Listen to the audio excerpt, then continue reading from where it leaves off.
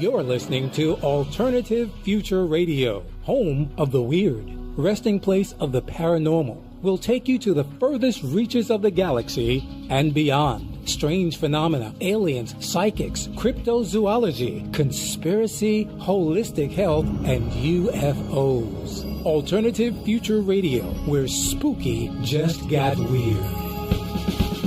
Good morning, ladies and gentlemen. Welcome again to the Out There Hour. Taking a little break from UFOs this week. We've had a bit of a run of it. This time we're talking about the future. The Out There Hour on Alternative Future Radio. The Out There Hour with Basil and Mark. www.alternativefutureradio.com. Good morning. Good evening. And good afternoon. To Europe. Africa. The Middle East. Australia. French Polynesia. Asia. Greece. Ooh. Good morning, I think Basil. Greece got their hands full. Greece have got their hands full. They deserve a good morning, especially they sure for them. do. We are our sympathies to you, Greece. Yes, sorry about your government. Yeah, sorry for everything. Yeah, sorry. Yeah. Just sorry. But we're not that sorry because you're us. You're us in a year's time. Yeah. So, anyway. Moving on has nothing to do with today's guest. Although he could probably tell us if it was going to be us in a year's time. So. Segue. We've got a return guest. Sometimes they come back. Sometimes they come back. And a very big name in America. Yeah. A regular on George Norrie's Coast to Coast. He was on Larry King Live a few times as well. CNN. Yeah. You name it. He's been on quite a lot. He's Paul Guercio. Paul Guercio. Guercio. From Merlin Project. The Merlin Project. It's a computer. Yeah, he uses a computer program algorithm that him and Dr. Do you remember his surname? Dr. Hart. Dr. Hart, who is the pioneer behind the LASIK eye surgery laser. The two of them got together, formulated with a bunch of other physicists and some other fancy coders some time ago now. 80s, was it? Back in the 80s. Formulated this computer program based on cycles, and they use it to predict peaks in events in the future. Look, it's mathematics, it's sort of numerology, and it's sort of astrology almost, and it's a mixture of all, basically fed into a computer program. Yeah, and then what it turns out tends to be at least 75% accurate. Now, it's very, very important. The first thing you do today is go to the website. Yes. Go to our website, alternativefutureradio.com, find the Paul Guercio entry, and you'll find that there's some time tracks that you can download. There's a little zip file, and you can download them, and they're in PDF format, so if you haven't got a PDF reader, you can go and get one for free. Okay. And you can be looking at those while we're talking, because we're going to be discussing these tracks. It won't make any sense unless you're reading this, and don't panic when you do open it. You don't have to print it out, you can just open it up. You're going to see a ream of numbers and letters.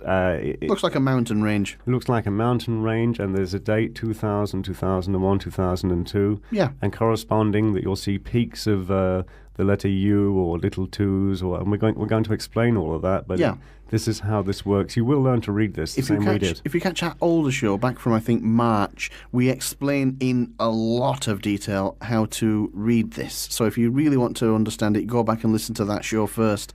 But we're going to briefly go over it again today with Paul Guercio, but a really detailed explanation so we did just before we start, open up this on your Word document or whatever you have to do, and it's going to make a lot more sense to you. And I remember when I first got it, it was just I just stared at it. For days. It sent me into a hallucinogenic trance. But we promise you it does make sense, and we've had it done I've had mine done. Yeah. You've had yours done. Yeah. And the Out There Hour, show itself, has had its done. Has had one done. So it's predictions. Is predictions right?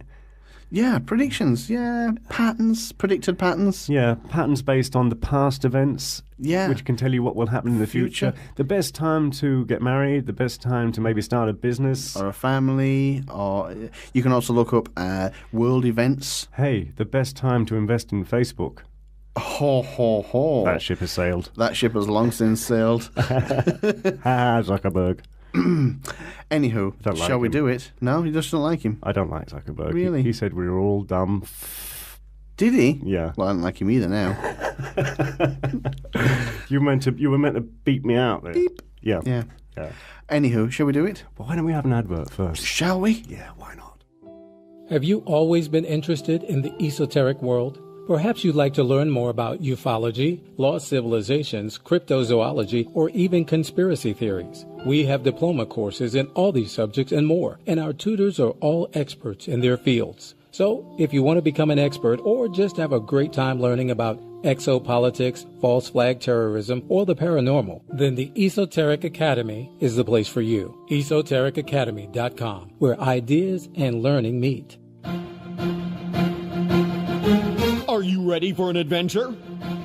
Prepare yourself for more alternative future radio than any human being should have access to. How do you get this? It's simple. With the new Alternative Future Radio Android application, you can download all the latest shows and the archived shows as well. Help support Alternative Future Radio for just $1.99. PayPal will bill you in your very own currency if you don't use dollars. Find out more at AlternativeFutureRadio.com. Okay, everybody, we are joined on the line again for the second time by Paul Guercio, getting his name right first time now, I think, from Project Merlin. Get the website right, Mark. It's projectmerlin.com, and Time Tracks spelt with a K without a C and an S. And it's the second time we've had Paul on, so we're absolutely delighted. Yes, we are indeed. To have him back.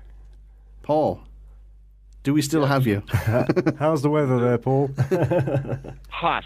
It is hot. It is uncomfortably hot for Maine, the state of Maine in the United States. We don't get weather like this generally. So we're dealing with upper 90-degree temperatures, and that's unpleasantly uncomfortable. So we don't have such luxury here. We have lots of rain. Rain, yes, and it's cold. No need to laugh. No need to laugh, Paul. We can make predictions too. Yeah, we're predicting bad weather. But it's so nice and green there. Well, yeah, it would be. It rains all the time. There's so much water, it has to be. Right, exactly. If it rains anymore, it's going to go blue. We have lots of brown grass growing here at the moment. So, Anyway, listen, before we get started, there's just a couple of quick things I want to mention to you. The last time we got together in March of this year, we spent quite a bit of time, and I almost put you guys through a tutorial on how this technology works. You did. So if we needed it.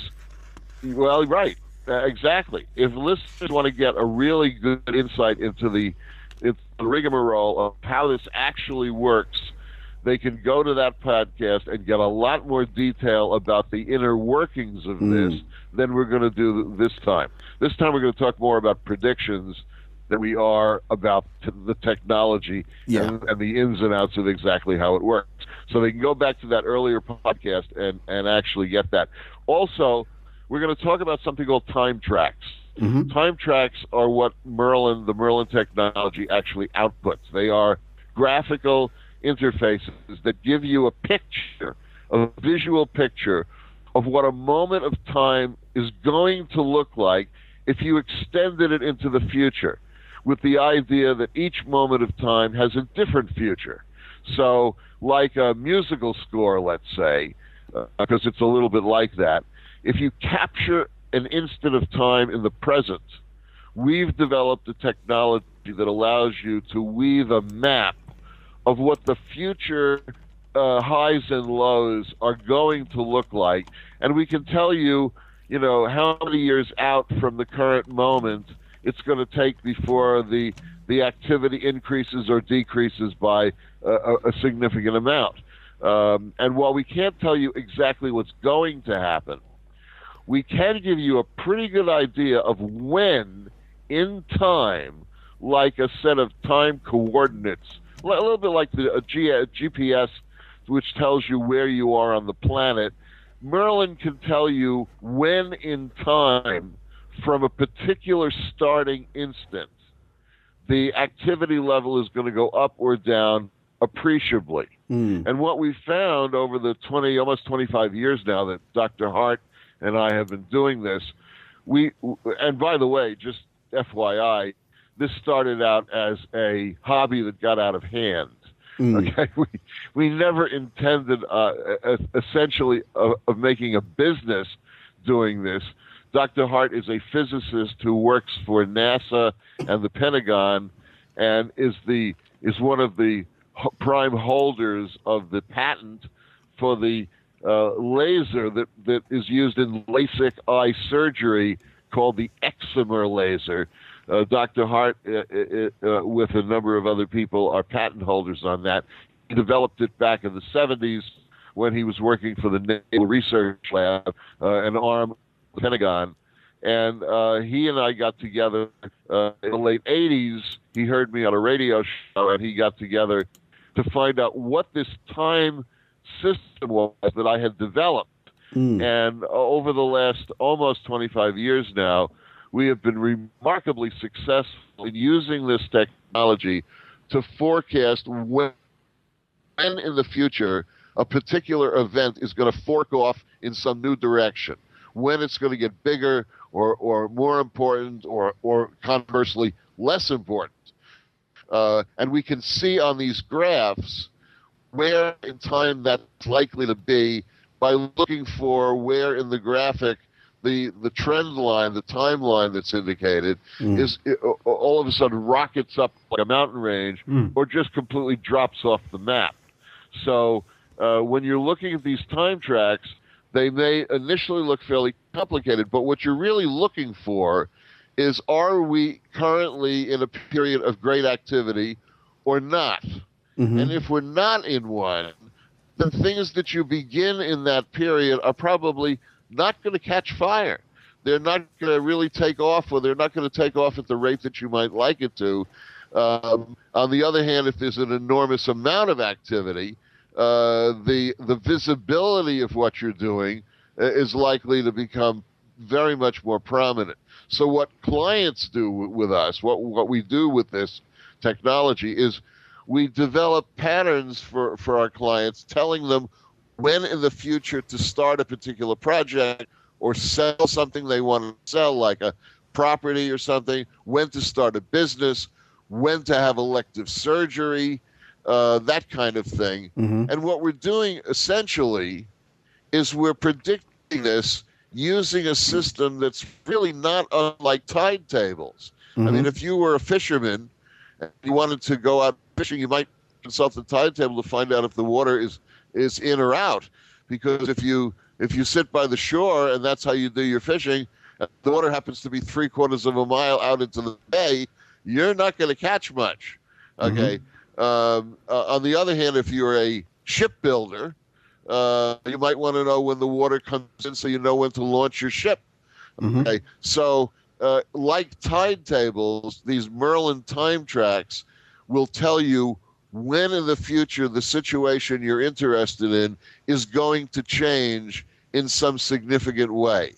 And while, as I said, we can't always predict whether that change is going to be positive or negative, we certainly can give you a sense of when it's going to happen in time and how big it's going to be, what kind of impact it's going to have, and how long it's going to last.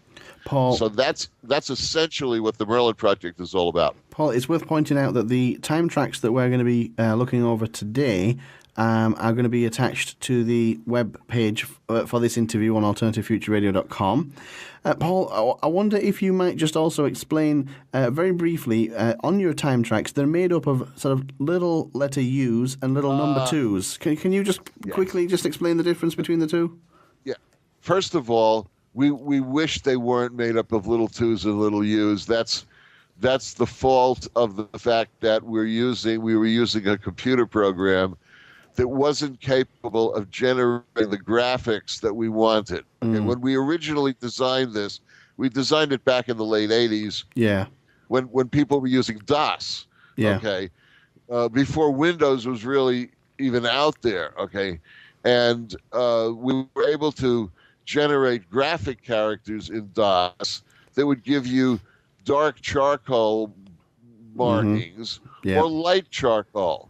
Okay. Well, that sort of fell by the wayside as DOS became almost an antique language. And what has happened since is that when we run the program goes in and looks for a typewriter character, which is dark, and a typewriter character which is light. So you get these little 2s or Z's as the light color, and these little U's with a little umlaut topping on it as the darker character. What they represent is different time models. The lighter color, the lighter shade character represents rapidly occurring cycles. Cycles that come and go on a daily basis or a weekly basis or a monthly basis, a little bit like ocean tides, which come in and go out twice a day, or sunrise and sunset, or that kind of thing.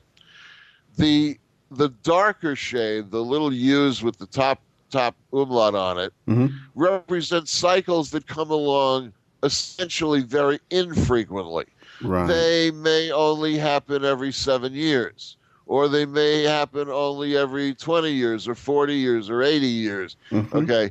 And what we're doing essentially is looking to see whether we have a confluence of both of those time models going on simultaneously. So in other words, the most interesting stuff that's going to happen is probably going to happen on those time tracks when both of the time models are showing up at the same time. Right. Okay, if you'll notice, that's fairly rare. It is, yeah. Okay, there are places where there's only little 2s. Yep, I see those. Yeah. There's places that are only little U's, and then there are essentially occasionally places where they're both going on at the same time. Okay. Yep. Yeah. When they're going on at the same time, and for the interval in which that's happening, which may only be, in some cases, a couple of months, okay, and especially if both of them are peaking. In other words, there's a spike of activity then, so much so that it's taller than the general trend line is for the rest of that series of years. Yeah. If you have a point in time there where both time models are showing up simultaneously and at a fairly high level, now you're looking at something that's probably going to represent a peaking phenomenon in or around the event you're talking about. So it's going to be another version of that event, or it's going to be fallout from it. When, for instance, we ran the time tracks for the World Trade Center bombing, which occurred in 1993, we ran that, and we ran it out about 20 years, and we noticed this confluence of activity going on at the very end of 2001, beginning of 2002. Now, Dr. Hart and I, it never occurred to us that the people that bombed the World Trade Center were going to come back for a second try. Okay, that never dawned on us. Okay, but it was obvious when we looked at it later that we actually could have predicted 9/11 by looking at the bombing in 93, because it was clearly obvious that there was going to be a hiccup at that point, about 8 years later, that showed up in advance when we ran the 93 time tracks 8 years before 9/11 even happened.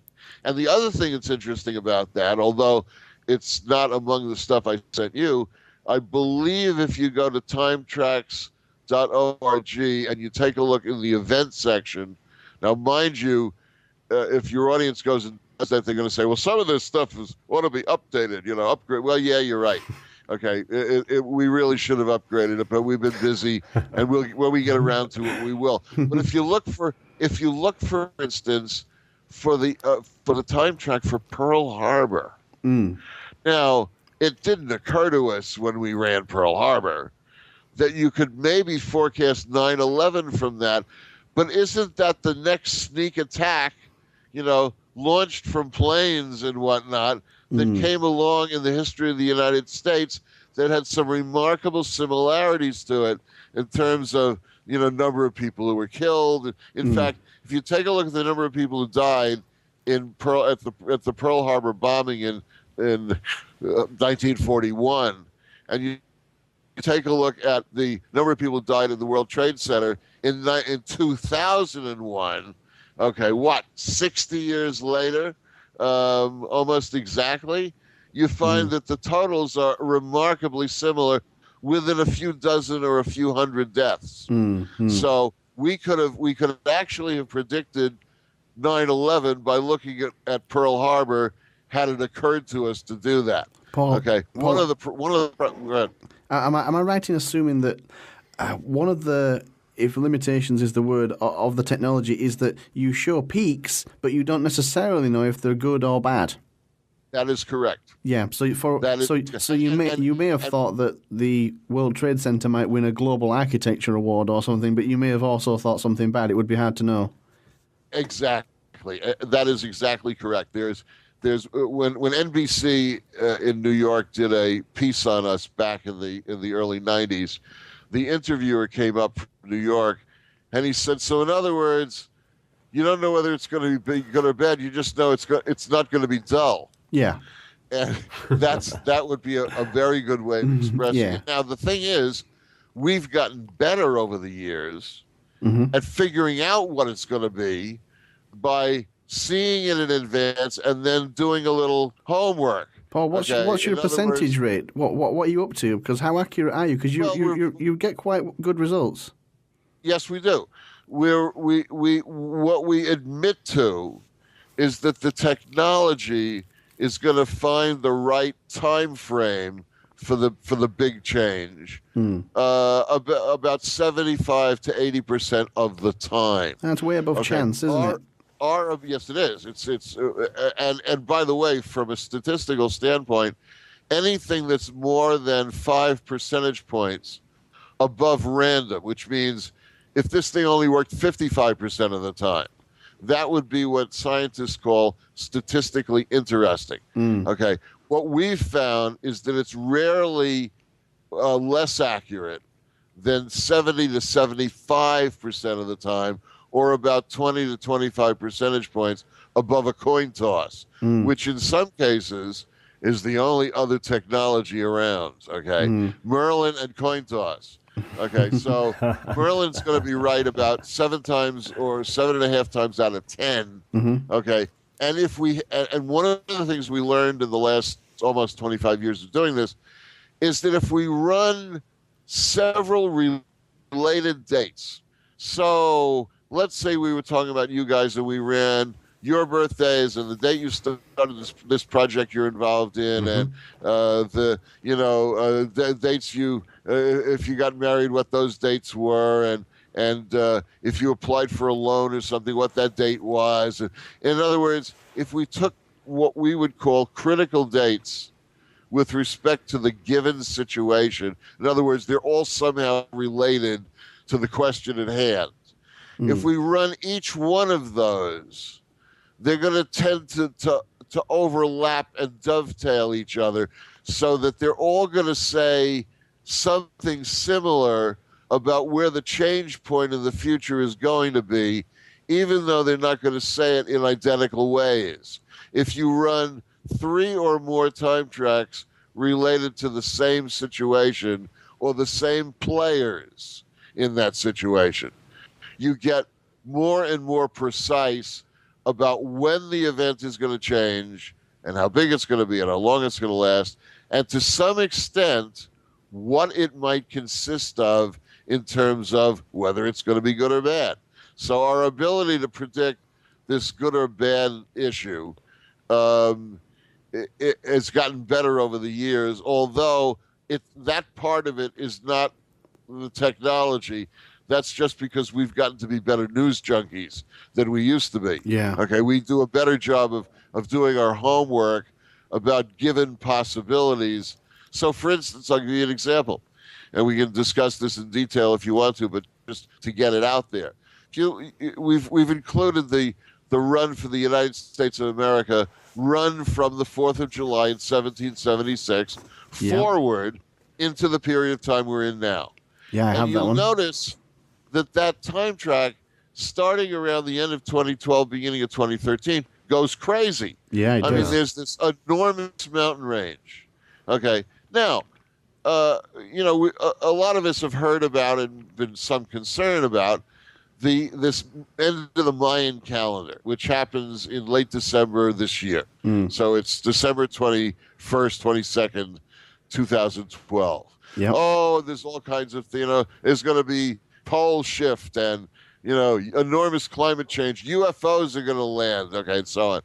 Well, we noticed this change probably close to 20 years ago when we started running these. And yeah, there's a big change. There's some big changes going on in the years in this decade.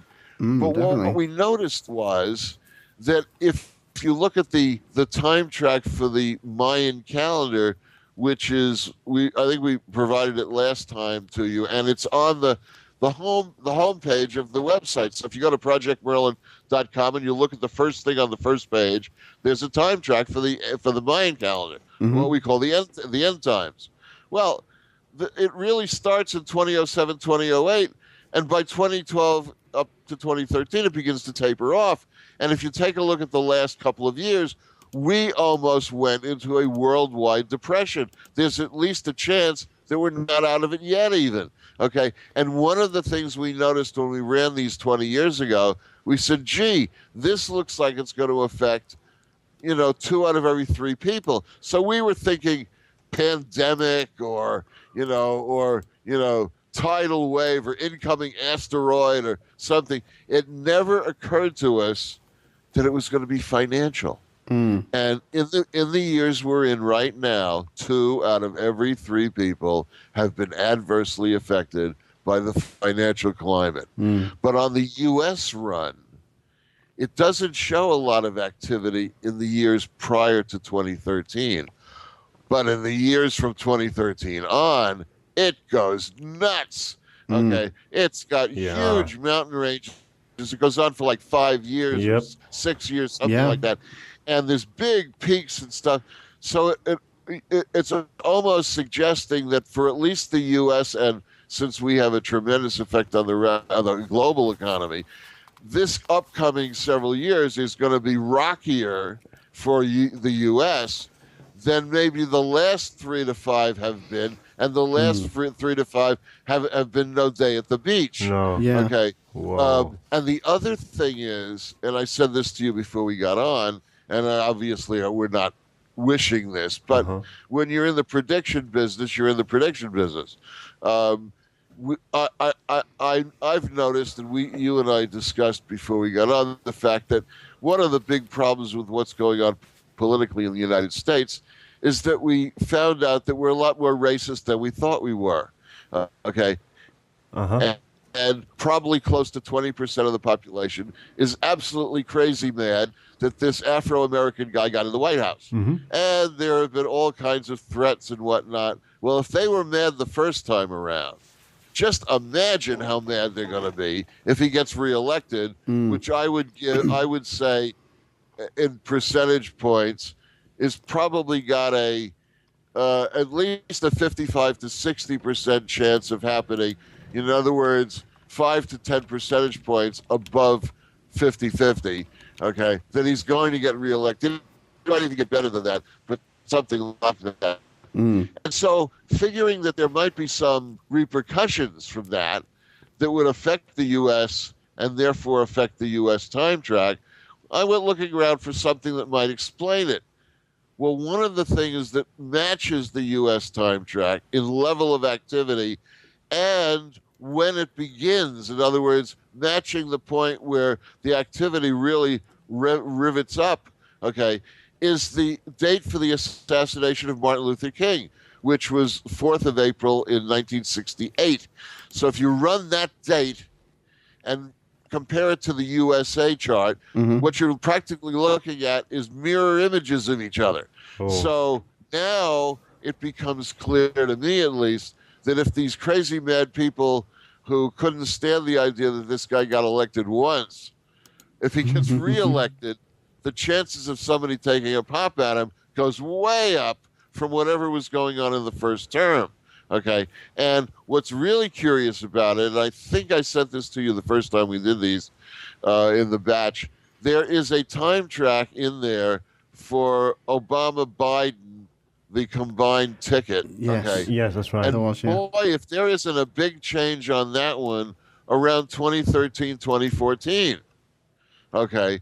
So you have to wonder, is something going to happen here that's going to be, detrimental to the well-being of this person? Again, not set in concrete, but given the level of activity that's showing up on both of those, you have to at least say, well, there's at least a chance that we're looking at something here that might be catastrophic as far as that goes.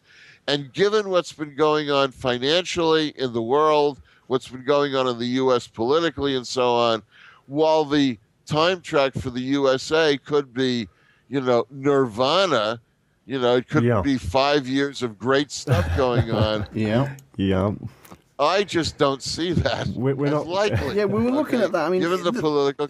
There are great big peaks there, but as you said yourself, could it be that Obama's stimulus package pays off and America goes into a 7-year-long boom?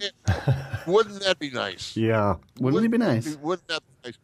But there's also something else about this. Last time we did this, I sent you David Cameron's run. You did, correct? Okay, yeah, and you've got it in there someplace.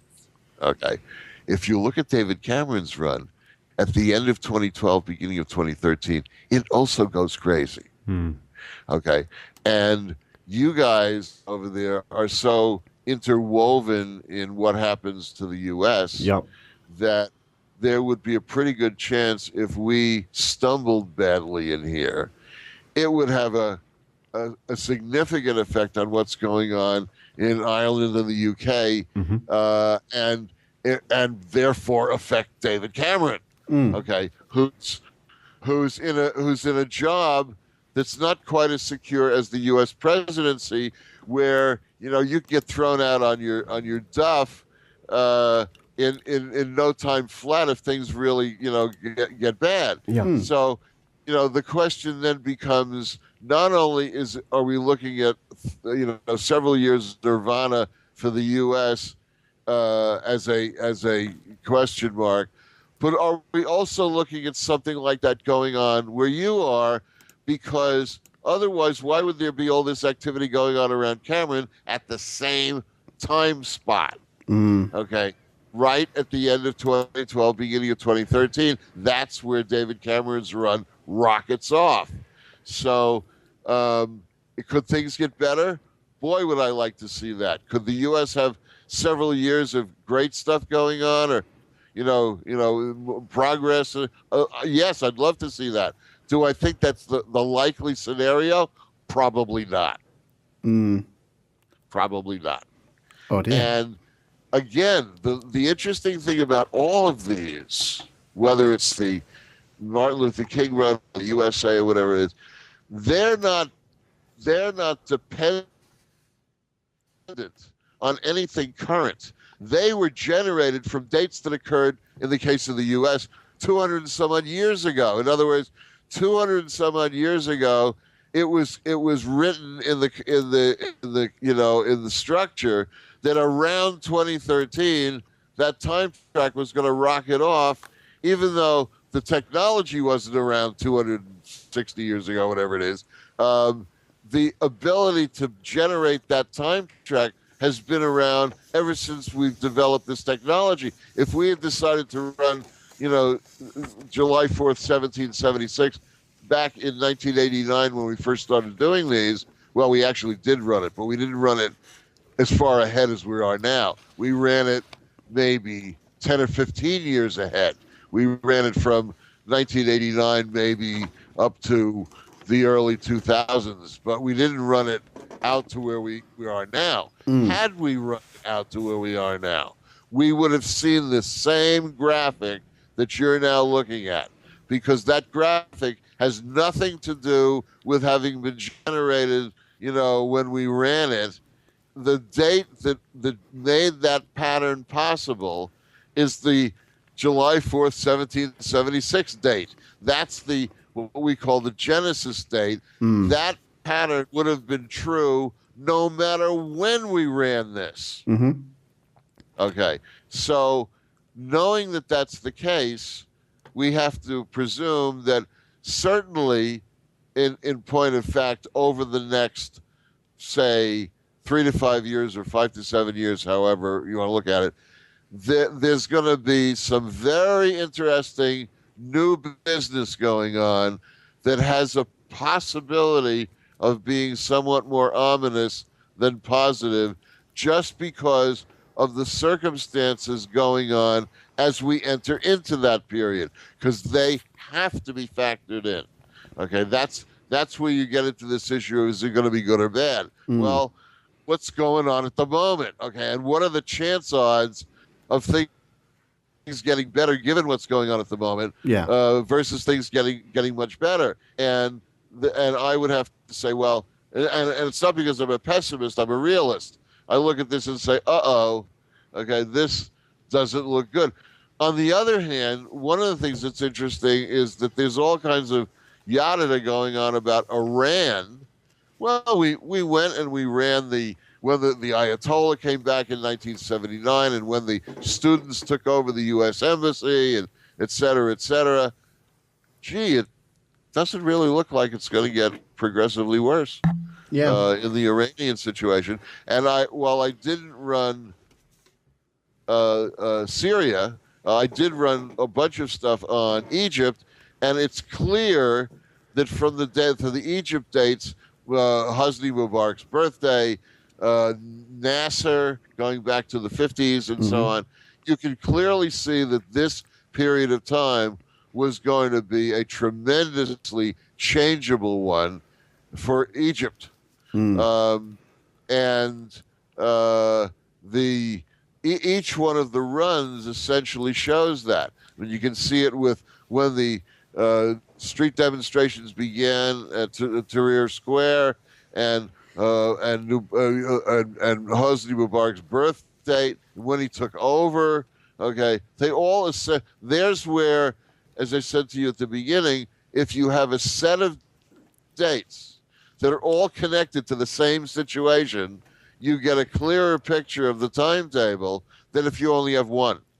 And while we only have one for the U.S., actually we could get others, and we could run the date the Civil War started, and we could run the date Roe v. Wade happened, and et cetera, et cetera. They would probably show that we're moving into a very active and potentially troubled period.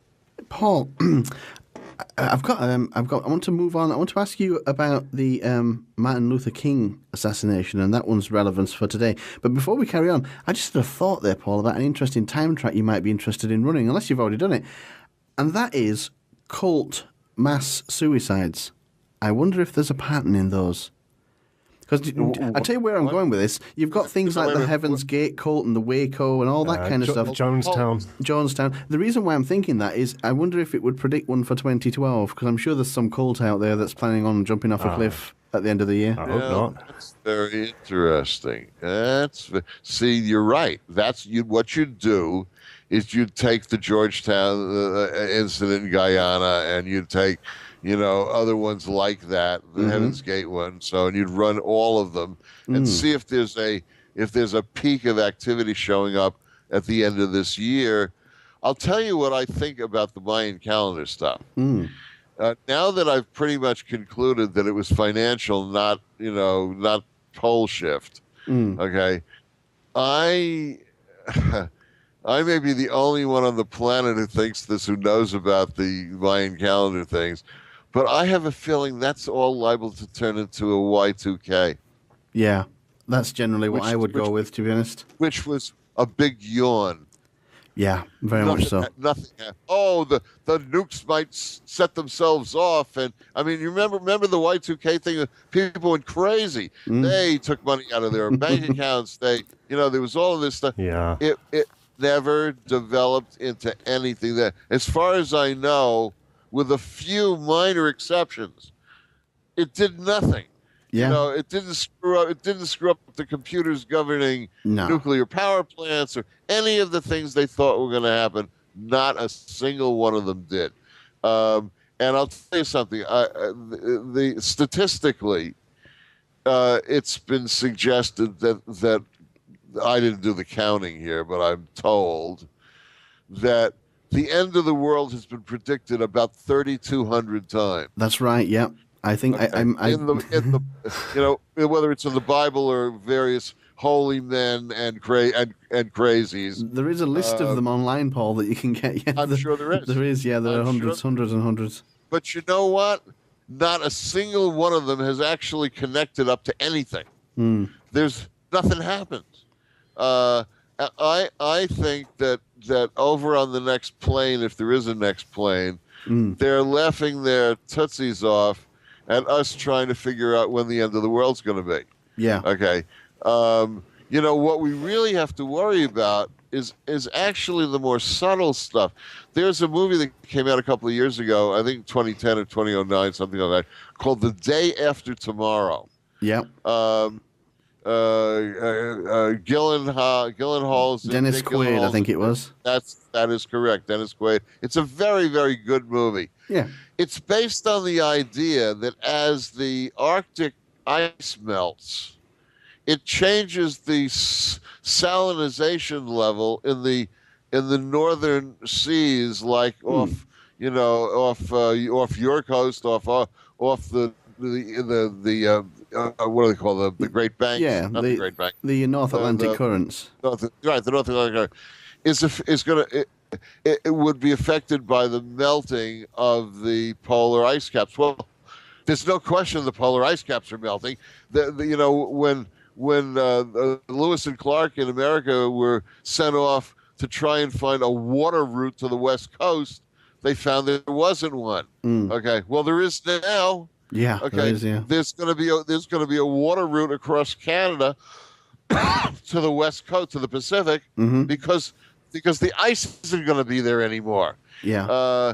The amount of ice melting has been absolutely extraordinary. That has got to have an effect on the climate. And, the people that say, oh, well, this global warming stuff is nonsense. Well, it isn't nonsense. If you take a look at the extremes in weather that we've been getting here, that you've been getting there, okay, and so on, there's some definite changes. The oceans may not have risen 25 feet and are inundating Miami, Florida, or New York City or something, at least not at the moment. Okay, but this desalinization process going on in the North Atlantic and whatnot because of the melting of the polar ice caps is going to have an effect on things, because that Bermuda current that comes up and warms, that makes our weather what it is. Yeah. Okay, and your weather what it is. Okay. Is going to change as the temperature of that water changes. I mean, we already know that has an effect on things. That's what El Nino is. Okay, it's a change in the temperature, a spike in temperature or a dropping of the temperature in waters off South America going across the Pacific. Okay, as that changes, our weather changes. There's more hurricanes or fewer hurricanes or whatever it is, and the level of destructive weather. Just talking about golf. We were talking about golf before we got on. Yeah. I mean, the one of the major tournaments that occurred outside of Washington D.C. this past weekend, they had to ban galleries on Saturday because there were so many trees knocked down from these 80-mile-an-hour winds that basically came up out of nowhere. Yeah. Okay. Or the 90 plus near 100 that we've been experiencing up here in Maine. You don't get those temperatures in Maine. You might get a day or two or three like that in like middle August, if at all. Okay, you don't get them at the beginning of the summer, and people are forgetting, that summer just began a little over a week and a half ago. It just started. So for us to be getting triple-digit temperatures up here is literally unheard of. The number of records that have been set in the past couple of weeks in the U.S. in terms of temperature has been absolutely extraordinary. So anybody who thinks that there isn't climate change going on is kidding themselves. The problem is, and this also affects things like this Merlin technology, is that in the cycle of weather, which may be a 26,000 year cycle, where in the 26,000 years are we exactly? Yeah. And are we near to the beginning, near to the middle, near to the end? Where are we? We only have records that go back about 200 years, and we only have ice core samples that go back maybe 9 or 10,000 years, with a weather cycle that's probably better than twice that much. So we don't know where we are in that cycle of weather. So we could be at a point in time where another, what they call the Little Ice Age, that happened in Europe in the 15th, 16th, 17th centuries, lasted about 200 years. Incidentally, you may have heard this. They think now that one of the reasons why Stradivariuses produce sound that's just not like anything else is that it was made from wood that grew in those years, with much tighter rings in the wood than normal, and as a result, the wood produces a much sweeter, truer sound than other woods do. How odd. Okay, so how odd. I mean, there may be a plus, at least for people like violin players. Okay, but for the rest of us, weather has gotten, frankly, a little weird. I guess one of the biggest phenomenons of the last few years, and I know that you and I are on it quite a lot, Mark, because we use it for promotional purposes. Yes. We're trying to use it as a tool. The Facebook phenomenon, Paul. You ran a couple of those, didn't you? Yeah, you've got a track for us here. What do you say on that? Well, here's what's interesting about it. From a financial standpoint, what I did was I ran Mark Zuckerberg's birthday, which is May of 1984, I believe. And the date that Facebook was founded in February of 2004, and the date of this IPO, this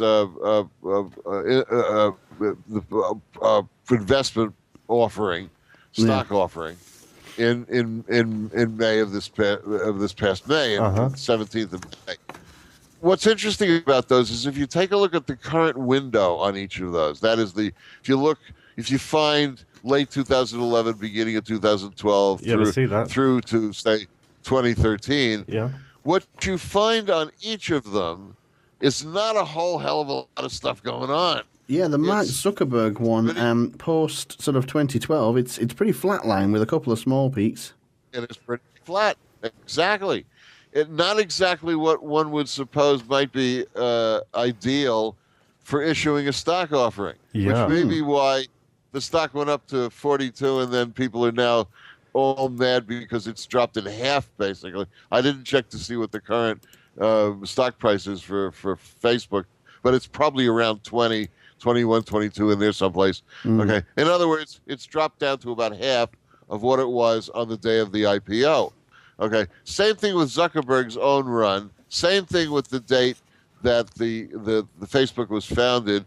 And the interesting thing is, if you go back to 2004 and you look at what was going on there, you see that there was some activity going on there. And if you look to the point past where we are now, around about late 2013, 2014, there's at least some activity going on there. Not these huge mountain ranges that we're seeing on some of these others. You would like to see that if you were an owner of Facebook stock, because that would mean that the stock price is probably going up. Not necessarily. It could also be dropping off. I was going to say, because it could mean that Facebook completely tanks and goes bankrupt. Well, this, I mean, looking at this, the time to float the shares were 2004, 2005. Yeah, you're right. Yeah.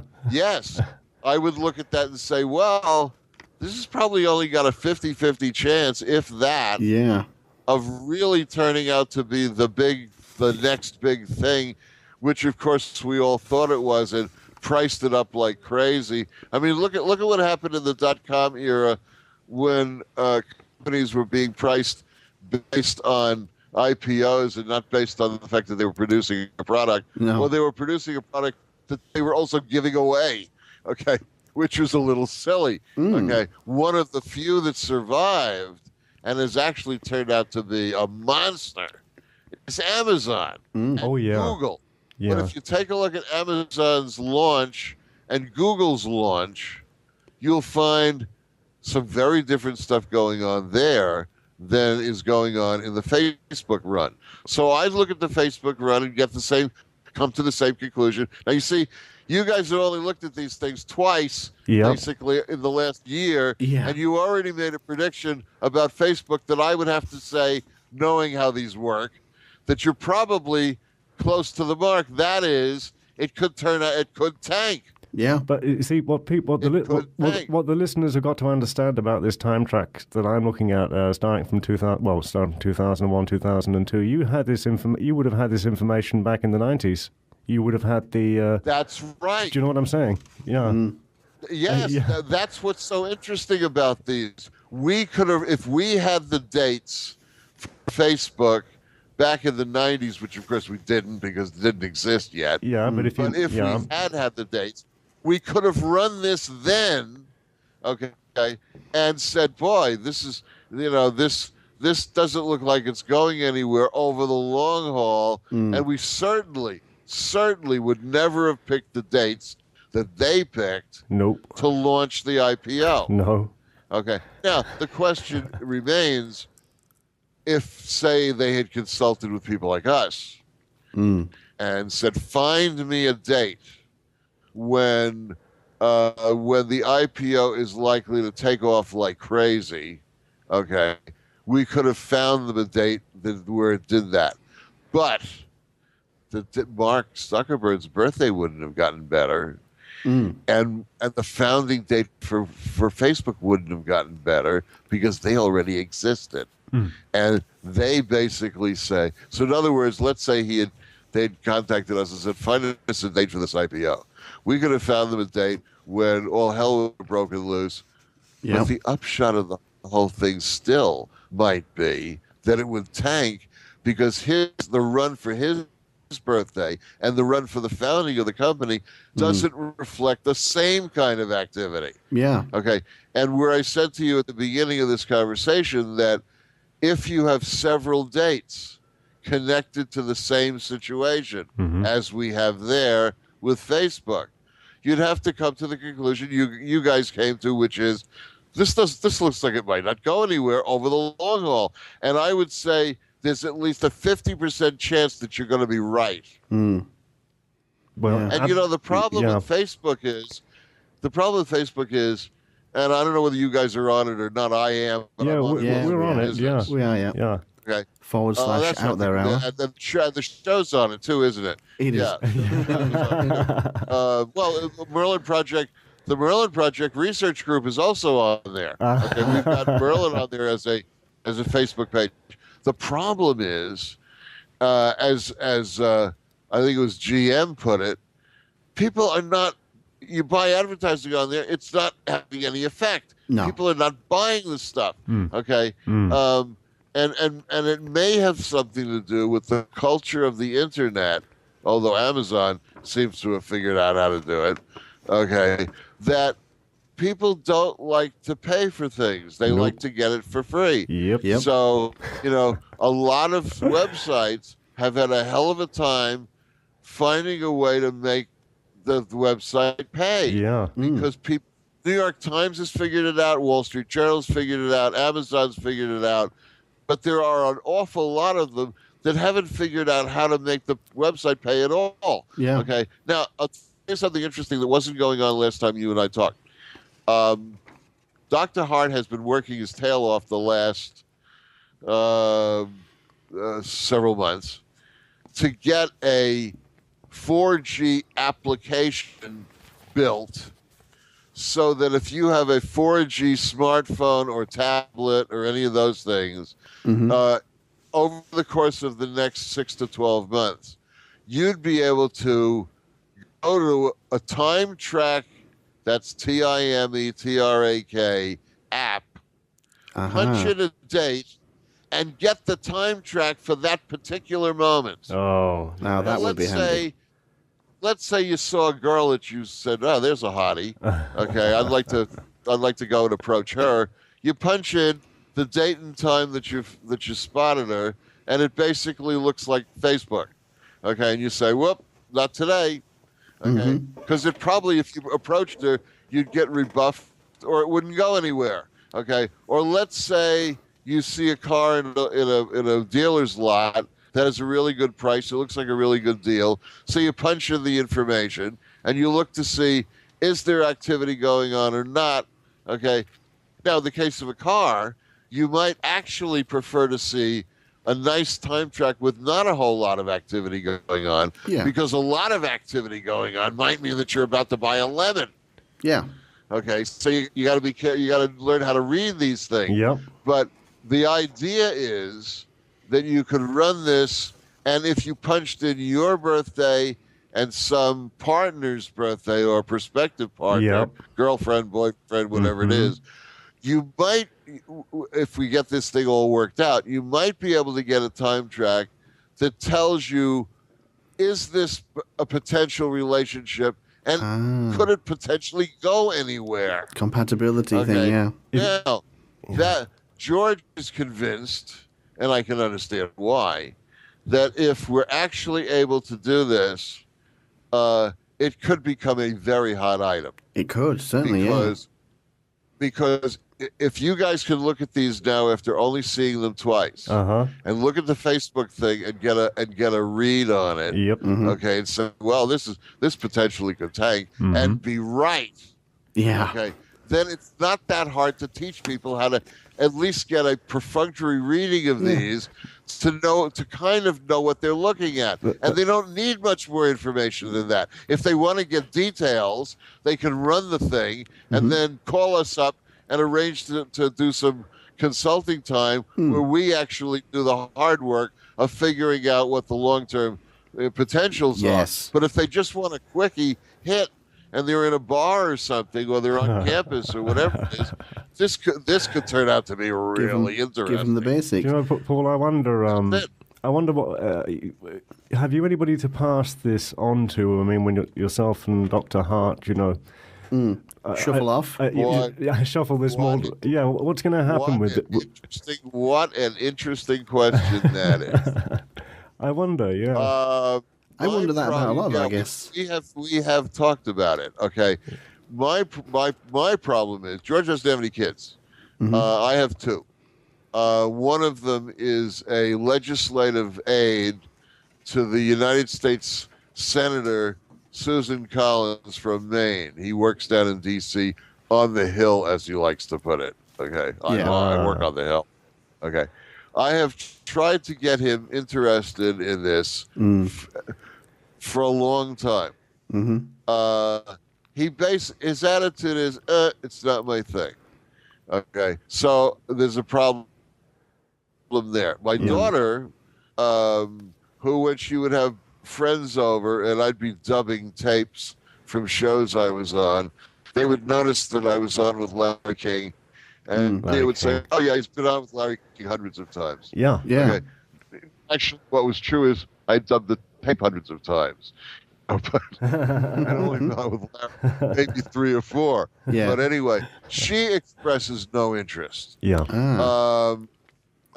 She's a little operator. So, if there was a hustle in this someplace, like the iPhone app, okay, she might get interested, but from a technology standpoint, there's no particular interest at all. So it's something we've been concerned about. Yeah. We will eventually here, with a little luck, put out a book or two which gets into not only what we've learned and what the history of this has been, because the history of it is almost more interesting than how it works. Okay, the story of how we got to be here with this is extremely interesting, and also the technology of what it does and how it actually gets to do that.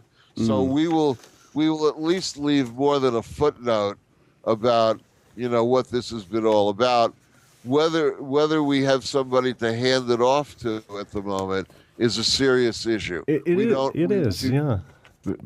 Because you did my time track, you did Mark's, you did it for the Out There Hour, and that was back in March, and pretty much what you said was going to happened to us. Yeah, it's pretty good. You said we started on the wrong date for us, and we were going to have to work extra hard, and we do. Boy, do we work extra hard. We do. But you said it would eventually improve, and things are improving for us now. Actually, certainly, this last few weeks, I think. Right. Well, again, the fact of the matter is that we've had enough experience with this that we're no longer surprised when it does what it's been doing all along. From day one, this thing has generated graphics that have been accurate at least 7 times out of 10. So in other words, we've been 20 percentage points above chance odds from the very beginning. And when the technology was first launched, the fellow who did the code work and whatnot built into it a sort of control room so that we could go in and tweak it if we had to. We've never had to tweak it. Never had to tweak it at all. Okay, which is nothing short of remarkable, considering we laid out the parameters of this and the algorithms over dessert on the 4th of July in 1989 at my house.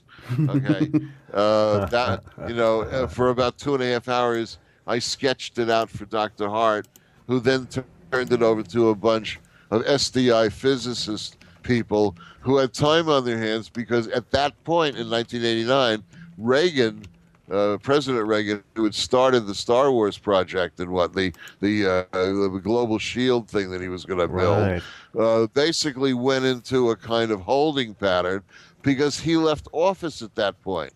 And so the massive funding that had been put into it in the years from 83 to 88, 89, was no longer there, but they still held on to a lot of the physicists and scientists because they weren't quite sure what was going to happen. They didn't want to let them go because then they'd have to go and try and find new people that knew what the old people already knew. Yeah. So they didn't want to let them go on that. So they were paying them, but they were basically sitting around, doing a lot of busy work, and because of that, I was able to get them to do this for me and not pay for all the computing time I would have had to pay for. It actually got paid for by the government. That's nice to get something. Yes, they were paying these guys anyway, and they had time on their hands. So they applied it to this. Okay, and so I got maybe the equivalent of $500,000 worth of computing time in $1989 for free. Yep. Okay. And that was a stroke of great luck. I mean, you had some of the finest minds working on this program, when you think I did. That's exactly. I mean, because the whole idea of the Star Wars project with Reagan was what they call a bullet hitting a bullet. Okay. For an ICBM to manage to target the payload of another ICBM at the kind of speeds these things are moving at and whatnot, I mean, is nothing short of remarkable. And that's what George was doing for them when he came into my, ken. And I once described to Larry King, he says, well, what does George do exactly? I said, well, this will give you an idea. Let's say you had a room with 4,000 mouse traps all set with ping pong balls sitting on them. And you threw a ping pong ball into the room. Okay. Well, in no time flat, you're going to have ping pong balls flying in midair all over the place. Right.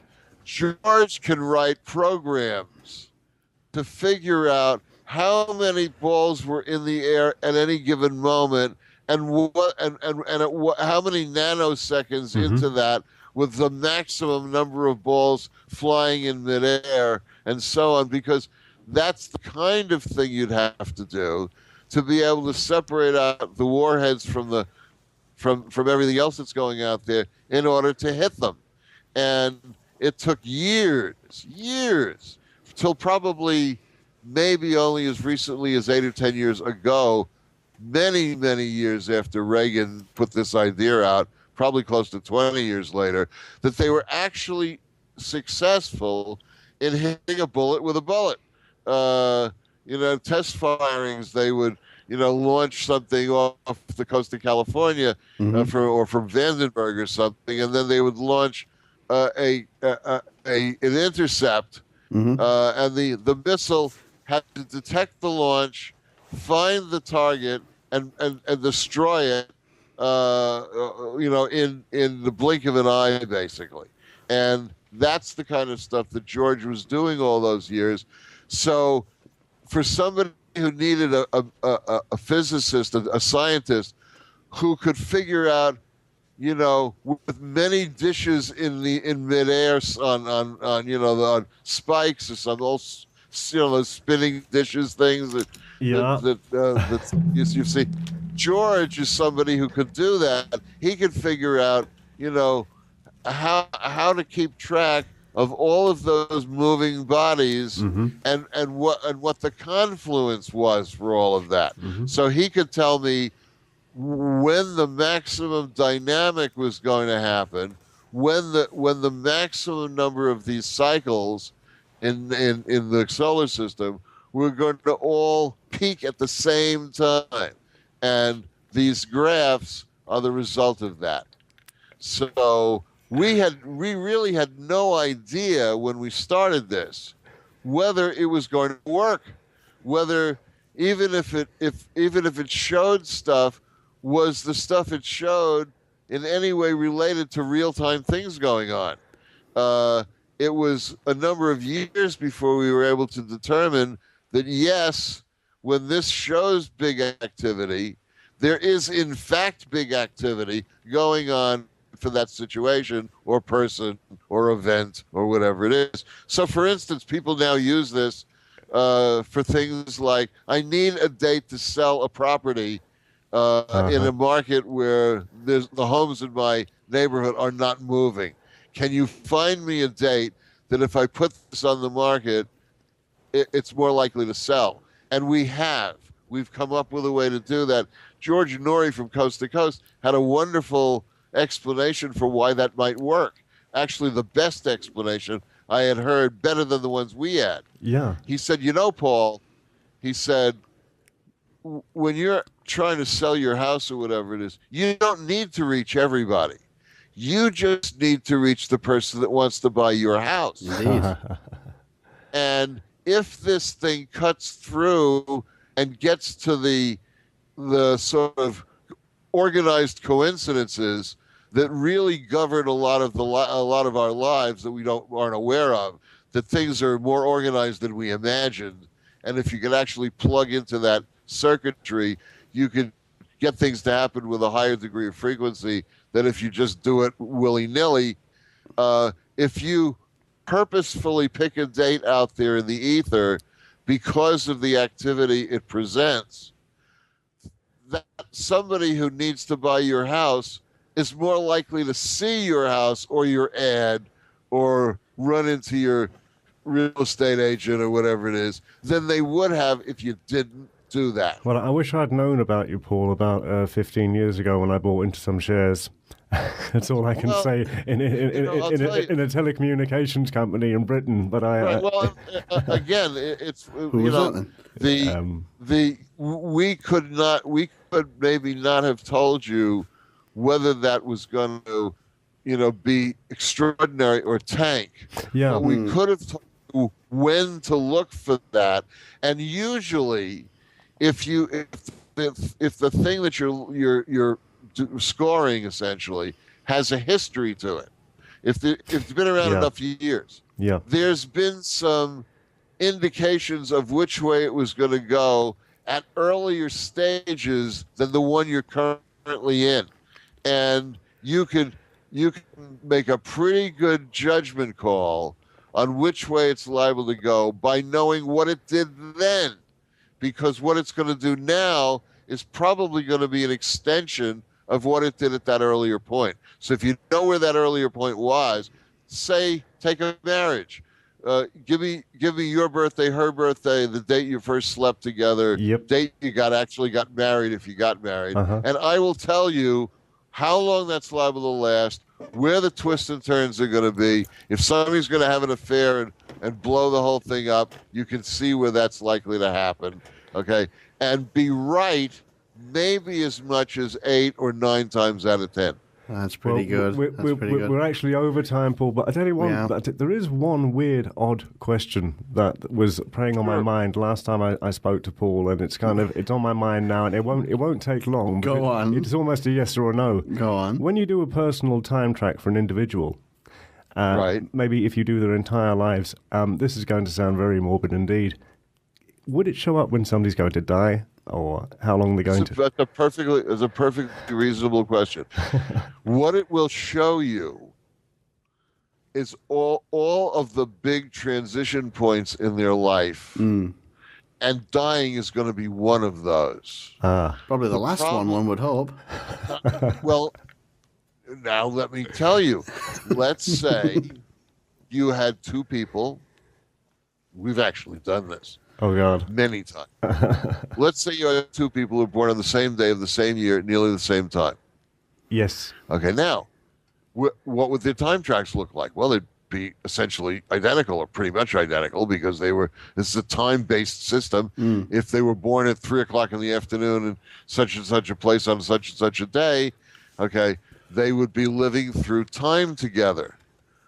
Well, are they all on a given day when either one of you were born? For instance, there was probably about maybe as much as 1,000 or even 2,000 people born on that day.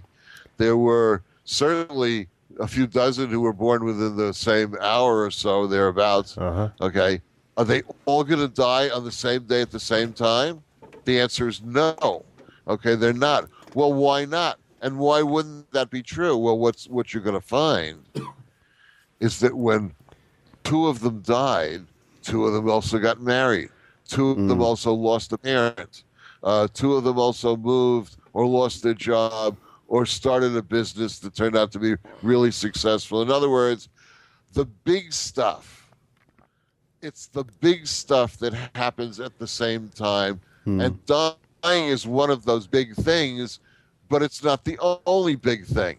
And so if you've got people born on the same day of the same year at the same time, they're going to have the big stuff happen in the same years, and you're going to find that at least for some of them, dying is going to be what happens then, but not for all of them. Okay, and the other thing is, if, it's the old Irish proverb, if I knew where I was going to die, I would never go there. Okay. Well, if you know when these big transitions are going to be, you can set your sights on doing something big. Okay, starting something big or whatever it is, or let's say getting medically checked when you don't normally do that, or whatever it is. And you can change the event from something to something else.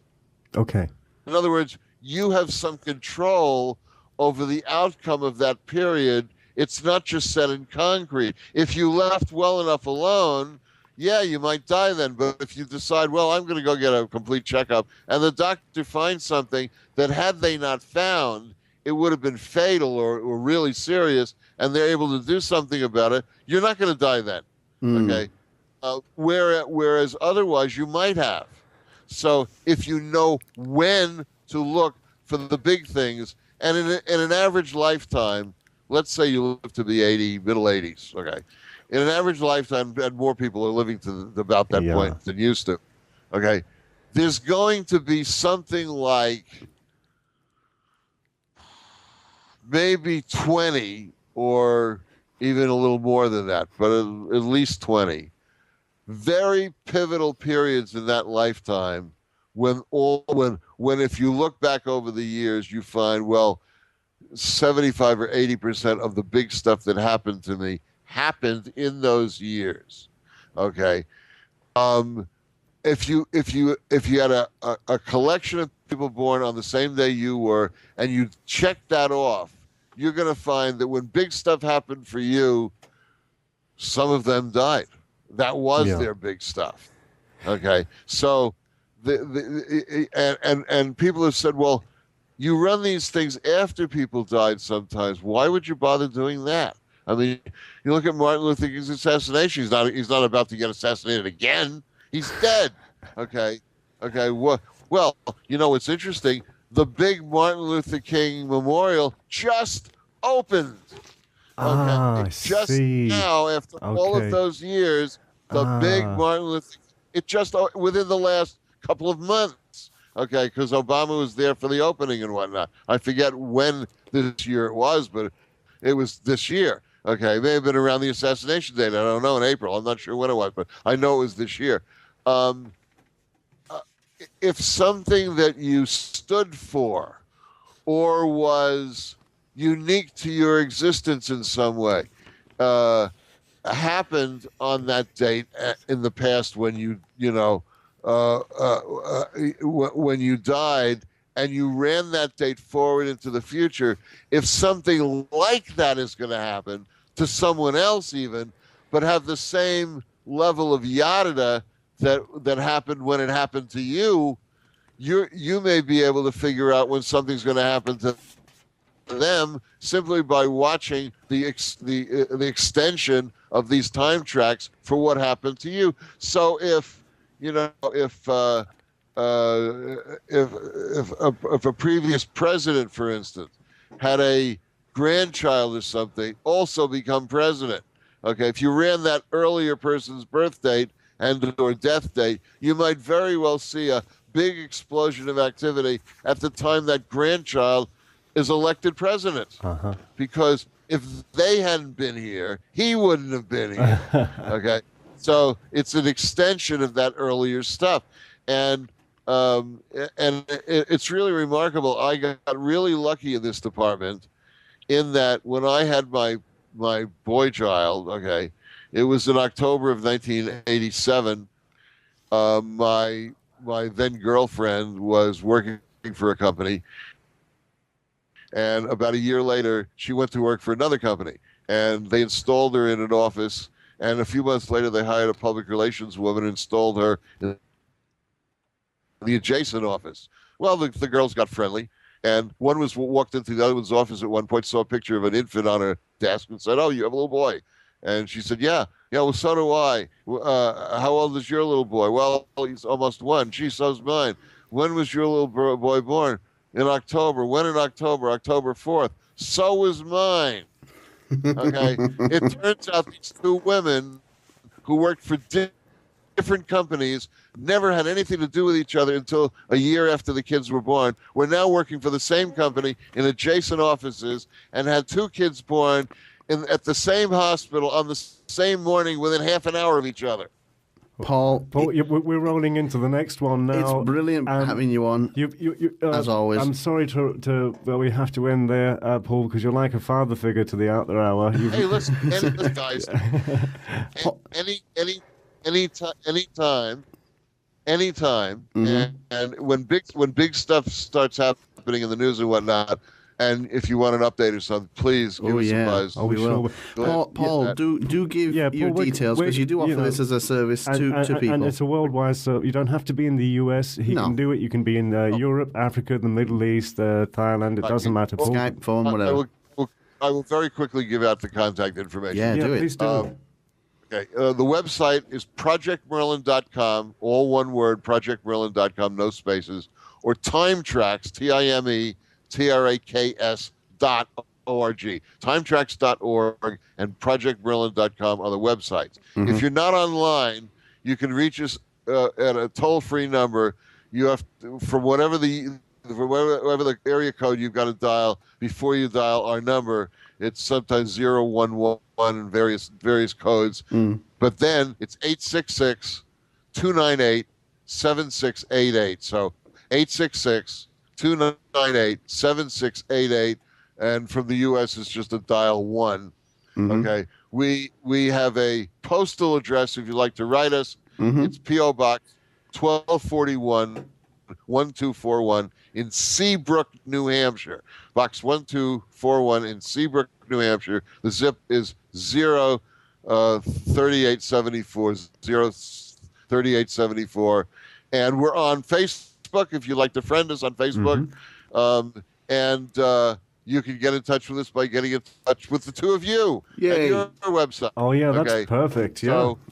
So we look forward to doing this again, and next time maybe I will try and fit this into an hour and 20 minutes. No, what we'll do next time is we'll give it some decent time. And next time we'll clear the schedule a little bit. Yeah.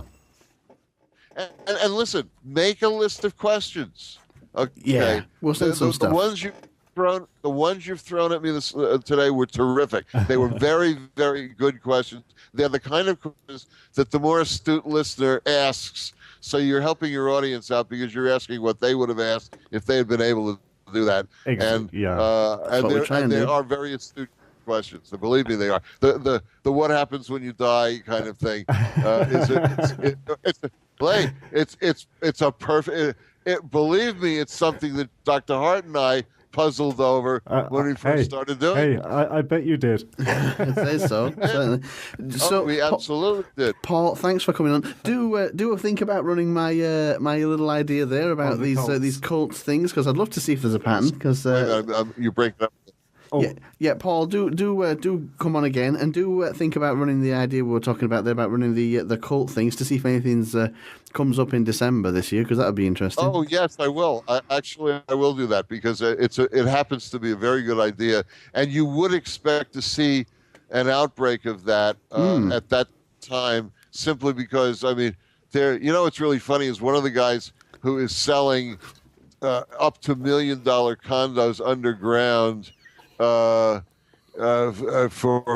this Mayan calendar, ending of the Mayan calendar, was interviewed.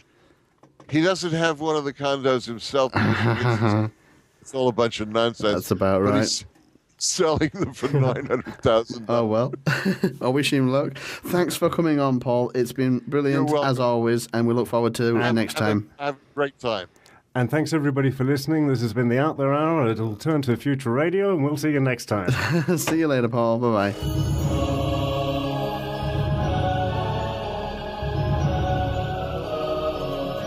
You're listening to Alternative Future Radio, home of the weird, resting place of the paranormal. Will take you to the furthest reaches of the galaxy and beyond. Strange phenomena, aliens, psychics, cryptozoology, conspiracy, holistic health, and UFOs. Alternative Future Radio, where spooky just got weird.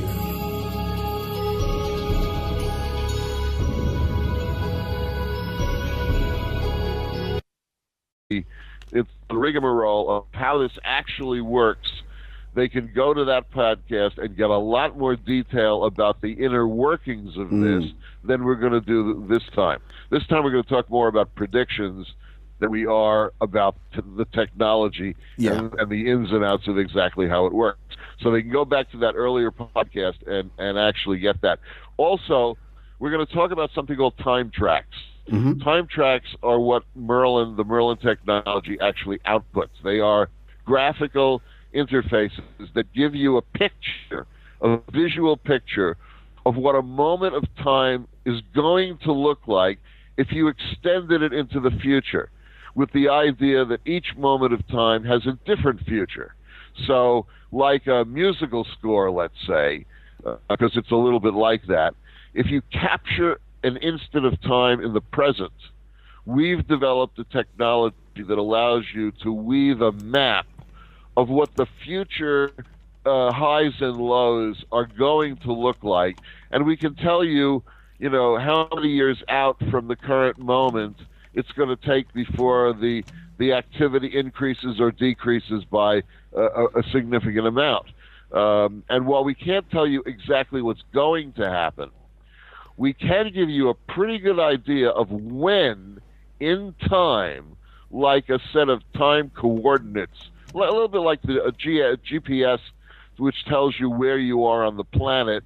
Merlin can tell you when in time, from a particular starting instant, the activity level is going to go up or down appreciably. And what we found over the almost 25 years now that Dr. Hart and I have been doing this, and by the way, just FYI,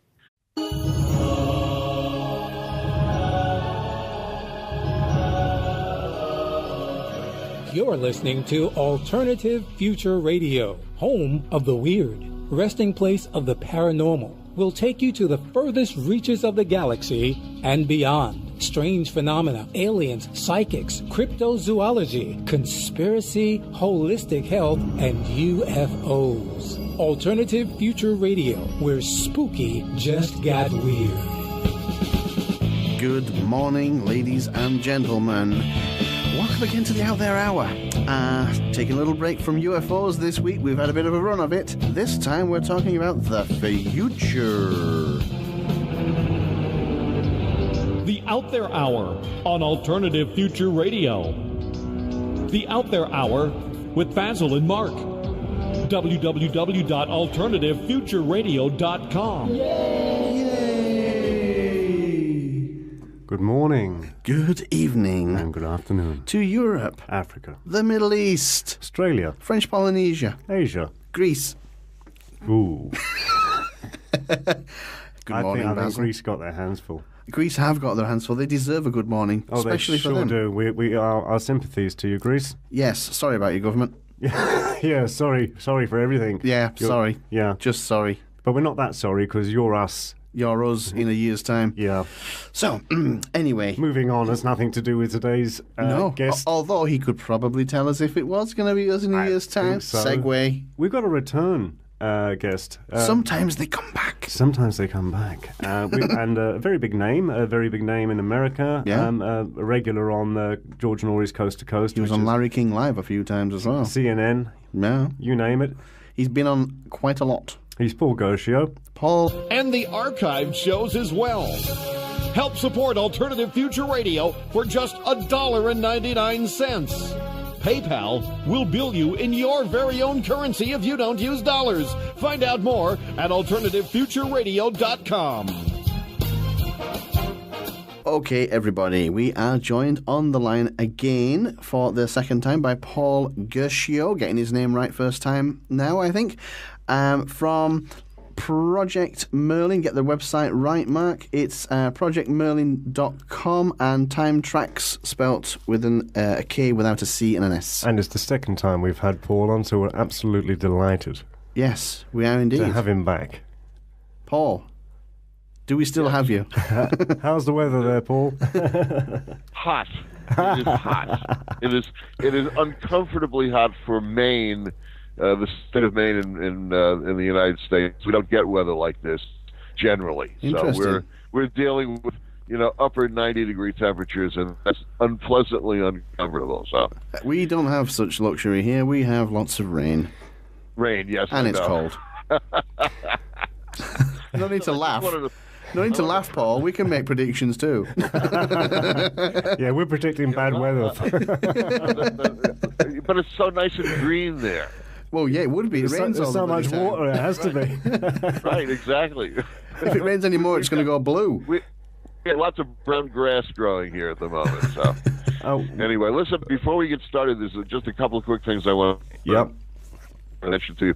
The last time we got together in March of this year, we spent quite a bit of time, and I almost put you guys through a tutorial on how this technology works. You did. So if we needed it. listeners, well, right, exactly. If listeners want to get a really good insight into the To do, and Yep. it's going to make a lot more sense to you. And I mean, I remember when I first got it, it was just a. I just stared at it. Yeah, for It days. sent me into a hallucinogenic trance. But we promise you, it does make sense, and we've had it done for. I've had mine done. Yeah. You've had yours done. Yeah. And the out there hour The show itself has had its has done. had one done. So it's there's predictions. Oh gosh, is predictions right?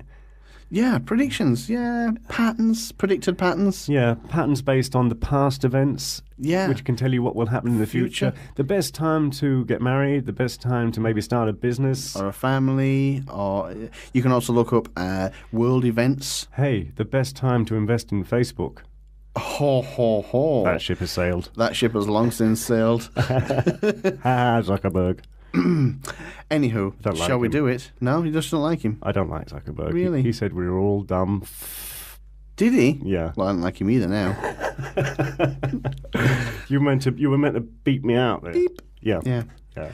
Anywho, shall we do it? Why don't we have an advert first? Shall we? Yeah, why not?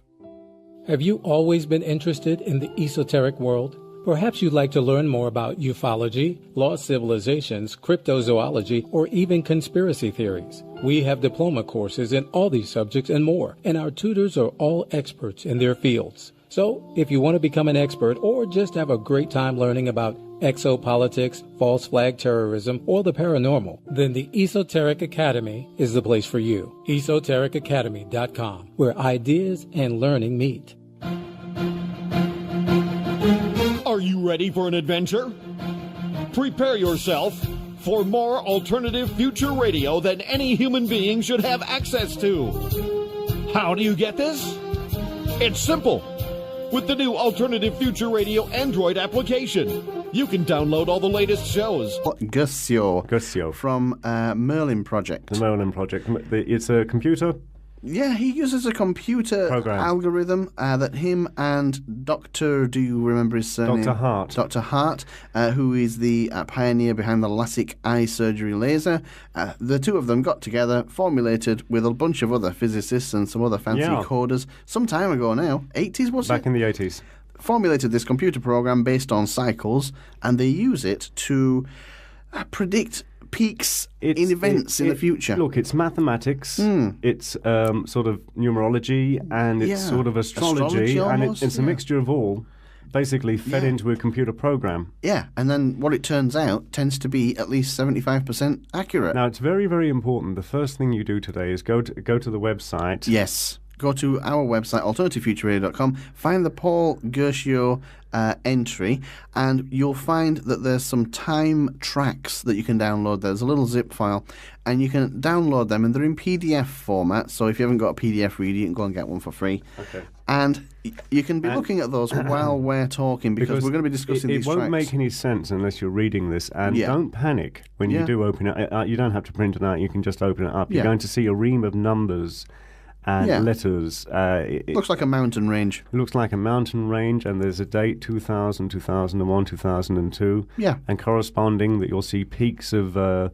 letter U or little twos, and we're going to explain all of that, but this is how this works. You will learn to read this the same way we did. If you catch our older show back from, I think, March, we explain in a lot of detail how to read this. So if you really want to understand it, go back and listen to that show first. But we're going to briefly go over it again today with Paul Guercio, but a really detailed explanation so we did just last time. before we start, open up this on your Word document or whatever you have